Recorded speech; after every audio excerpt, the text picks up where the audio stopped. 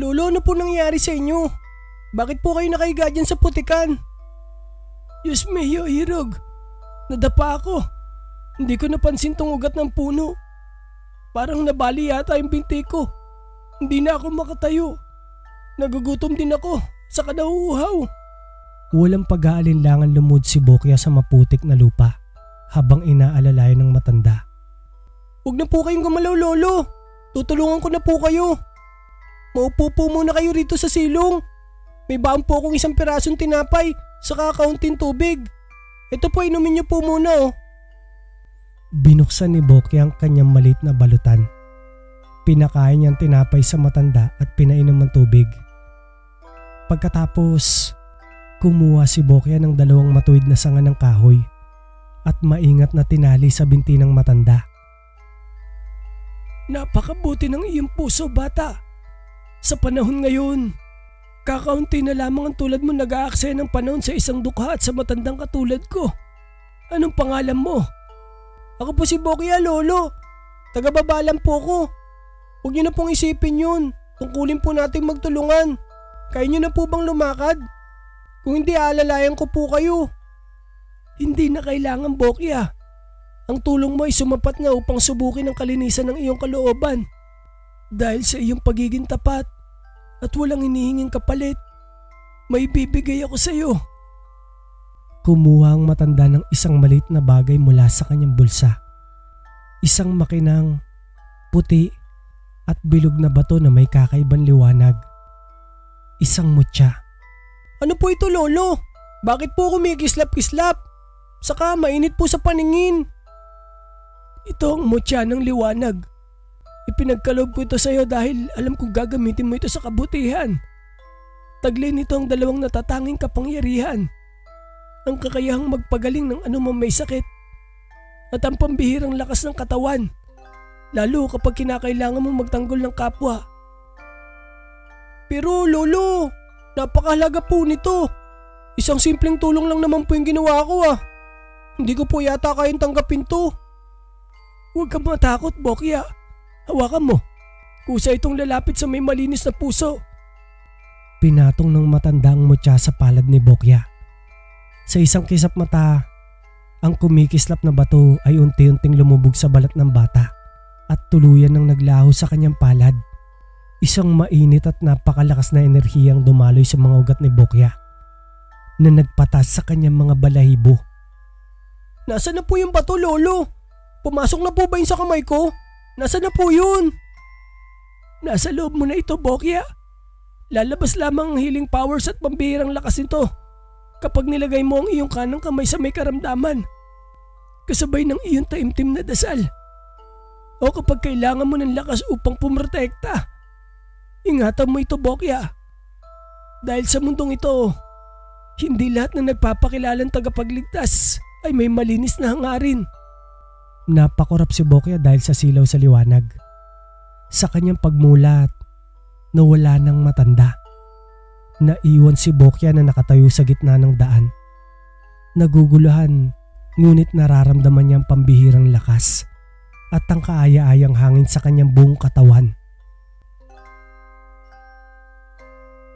Sa baryo Malawig, may isang tanyag na albularyong matanda. Si Mang Tasyo. Nakakapagpagaling siya ng kahit anong sakit, pati na rin sa kulam. Ngunit sa kabila ng kanyang katanyagan, napakamahal sumingil ni Mang Tasyo. Kung walang salapi o alay, pinapalayas niya ang kanyang pasyente. Isang umaga, sa gitna ng karamihan sa kanyang bakuran, isang malagim na eksenang nagaganap. Nakatayo si Mang Tasyo sa gitna ng kanyang kubo habang nagpapaihi ng usok ng insenso. Nakapaligid ang ilang mamamen sa kanya. Sa harap niya ay ang nakaluhod na si Aling Berta habang inaalalayan ng kanyang asawa na si Mang Pedro na talagang napakasama ng lagay. Hinang-hina na ito, nangingitim ang labi at nanginginig ang buong katawan. Apo Tasyo, maawa na po kayo sa asawa ko. 1 linggo na po siyang hindi nakakakain at hindi na rin nakakatayo. Ibinigay na po namin ang natitira naming 2 manok at ang pinakahuling salapi nung nakarang araw. Gamutin niyo po siya, pakiusap. Walang libre sa mundong ito, Berta. Ang mga espiritu ay hindi gumagalaw ng walang alay. Nasaan ang binayad niyo para sa araw na to? Wala po kaming pera, Apo. Sagipin niyo lang po si Pedro. Mangungamo po ako sa inyo ng libre. Para mapagaling lang po siya. Naglabas ng maitim na langis si Mang Tasyo at ipinuna sa noo ni Pedro habang nag-oorasyon ng gawa-gawang salita. Abarakazaba, salikba, galing. O ayan, ginamot ko na. Ngunit ayaw tanggapin ng mga espiritu dahil kulang ang inyong alay. Biglang napaubo ng malakas si Mang Pedro at sumuka ng maitim na dugo sa malinis na sahig ng kubo ni Mang Tasyo. Diring-diri si Mang Tasyo at nagalit siya. Buisit! Dinamayan mo ang aking banal na kubo! Walang kwentang pasyente! Umalis kayo rito! Pinapalayas ko kayo! Malas kayo sa aking gagamutan! Mamatay ka na sa labas!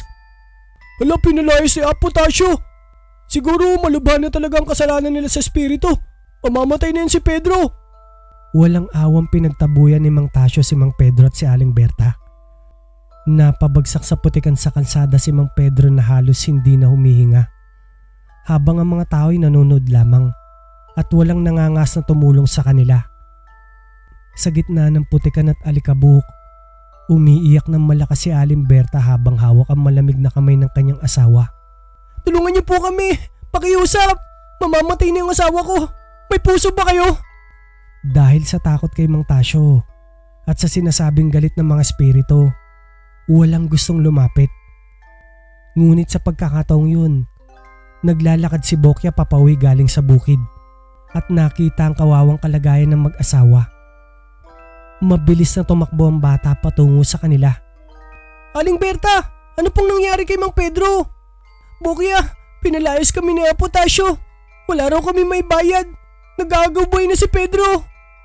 Huwag kayong mawalan ng pag-asa, Aling Berta. Tutulungan ko po siya.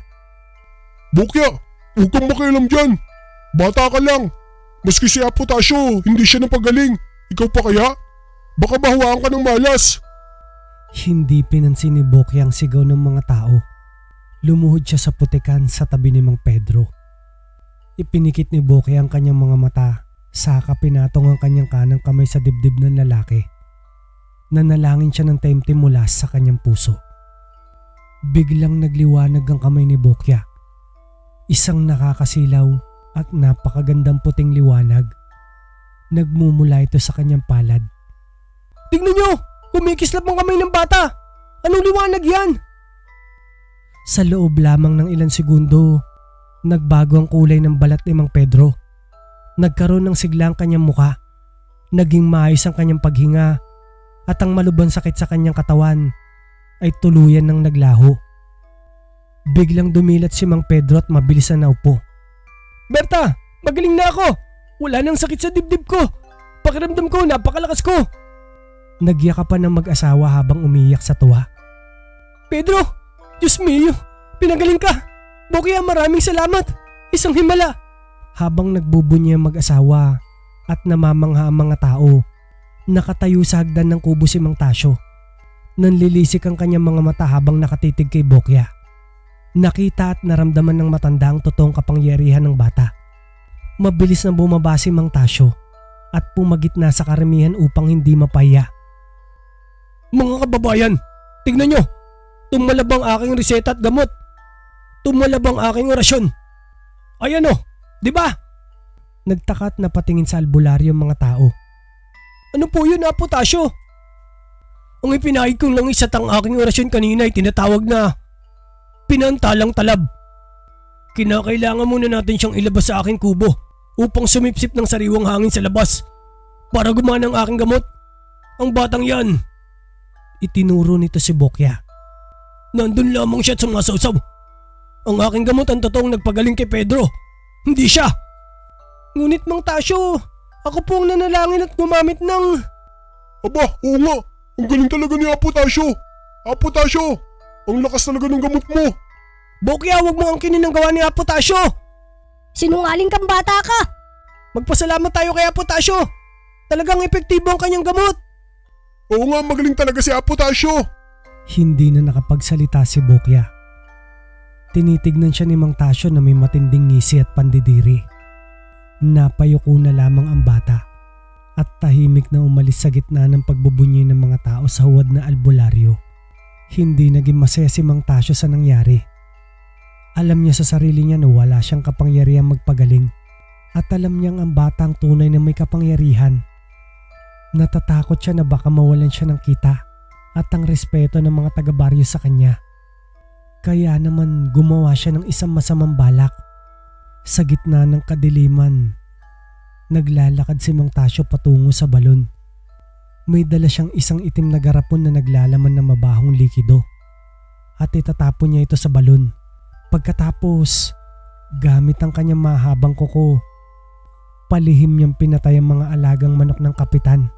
Kinabukasan ng umaga, nagising ang buong baryo sa isang malaking trahedya. Maraming taong nagsimulang magkasakit at mag-usok ang tiyan dahil sa tubig mula sa balon. Habang ang mga hayop sa baryo natagpuang wala ng buhay. Sa plaza ng baryo, nagkakagulo ang mga tao sa harap ng kubo ng kapitan. Anong nangyayari sa ating baryo? Bakit biglang nagkasakit yung mga tao? Namatay rin yung mga alaga nating hayop. Sa gitna ng kaguluhan, pumasok si Mang Tasyo na nakatapis ng itim na tela. Kapitan, mga kababayan, alam ko kung sino may gawa nito. May nagpasok ng itim na kulam at demonyo sa ating bayan. Sino? Apo Tasyo! Sino Apo Tasyo? Sinong demonyong yan? Si Bokya! Nagulat ang lahat. Lalong-lalo na si Aling Nena na nakatayo sa tabi at naglalaba. Nagsisinungaling ka, Tasyo. Napakabait ng anak ko. Kailanman di siya gumagawa ng masama sa kapwa. Siyang tunay. Kahapon, nakita namin siya kumikislap ang kamay. Baka mambabarang ang batang yan. Siyang nagdala ng malas sa ating baryo. Napanaginipan ko kagabi. Ang batang yan ay nagtataglay ng demonyong kapangyarihan. Ginamit niya ang kulam kay Pedro kahapon upang agawin ang aking dangal. At ngayon, nilason niya ang ating baryo upang sa kanya kayo magpagamot. Para pagsilbihan niyo siya. Dapat siyang palayasin. Sunugin ang kanilang bahay bago pa tayo mamatay lahat. Palayasin naman babarang. Sugurin ang bahay ni Bokya. Ipagtanggol siya, Apo Tasyo. Mabilis na tumakbo ang mga tao sa pamumuno ni Mang Tasyo at Kapitan Jose. Patungo sa maliit na kubo ni na Bokya. Lumabas si Bokya at ang kanyang inang si Aling Nena upang harapin ang mga nagwawalang tao. Bokya, lumabas ka dyan. Isuko mo ang iyong mga ginagamit na itim na kapangyarihan at lumayas kayo sa aming baryo. Kapitan, mga kapitbahay, ano pong kasalanan ko? Wala po akong ginagawang masama sa inyo. Huwag kang magkaila, bata. Ikaw ang nagdalang salot sa baryo. Nilason mo ang balon at pinatay mo yung mga hayop. Mula sa karamihan, may isang lalaki ang naghagis ng malaking bato. Maawa kayo. Bata lang si Bokya. Ang tanging ginawa niya lang ay tumulong sa panggatong at maglakad sa bukid. Bakit niyo siya pinagbibintangan? Mga kababayan, magdahan-dahan kayo. Si Bokya ang nagpagaling sa akin. Naramdaman ko ang kabutihan ng kanyang kamay. Totoo yun. Manahimik ka, Pedro. Nalason na rin ang batang yan pag-iisip mo. Tignan nyo, hindi man lang nasaktan ng bata. Katibayan niya na hindi siya tao. Isa siyang demonyo. Mang Tasyo, alam mo sa sarili mo ang katotohanan. Nandun ka nang gamutin ko si Mang Pedro. Alam mong wala kang magawa para sa kanya. Dahil mas mahalaga sa iyo ang pera kaysa buhay ng tao. Bakit mo ginagawa ito sa amin? Tumahimik ka. Huli na ang lahat. Ngayong gabi, itatali namin kayo ng ina mo. Palalayasin sa aming baryo. Kapag hindi kayo umalis, susunugin namin ang inyong kubo. Kasama kayo. Walang nagawa si Bokya at ang kanyang ina, kundi ang pumasok sa loob ng kubo habang ang mga tao ay nagbabanta sa labas. Bago nagsimulang magselos matapos silang utusan ni Mang Tasyo. Habang sina Bokya at Aling Nena ay nag-iimpake ng kanilang gamit para sana lumikas ng tahimik at maiwasan ng gulo, biglang nabulabog ang baryo ng isang napakalakas at kakilakilabot na ugong mula sa kalangitan. Sa gitna ng plaza, may isang dambuhalang nilalang. May mahaba at kulay itim na mga balahibo. Matutulis ang kuko na sinlaki ng karit. Mga matang nagliliyab sa pula at nakakatakot na ngipin na may dugong tumutulo. Hinahablot nito ang mga tao. Saka winawasak ang mga bahay. Mabilis na tumakbo sina Kapitan Jose at ilang kalalakihan sa bahay ni Mang Tasyo. Apo Tasyo, lumabas kayo. Tulungan niyo kami. May aswang sa plaza. Gamitin niyo ang iyong kapangyarihan. Bilis, kailangan namin ng tulong. Parang awa niyo na. Bumukas ang pinto ng bahay ni Mang Tasyo. Ngunit hindi ang matandang albularyong lumabas. Ang dambuhalang halimaw ay nanggaling mismo sa loob ng kubo ni Mang Tasyo. Diyos mio! Si Apo Tasyo! Halimaw! Nagbago ang boses ng halimaw. Ulang Apo Tasyo. Ako ang aswang na matagal na kumakain sa inyong mga alagang hayop. Kaya nagkakasakit kayo. Ikaw ang nagpapasakit sa mga tao. Ako nga. Pinapaganda ko lang ang aking buhay. Pinapataba ko kayo sa takot at binabayaran niyo naman ako ng ari-arian. Para kapag malapit na kayo mamatay, lihim ko kayong kinakain sa dilim.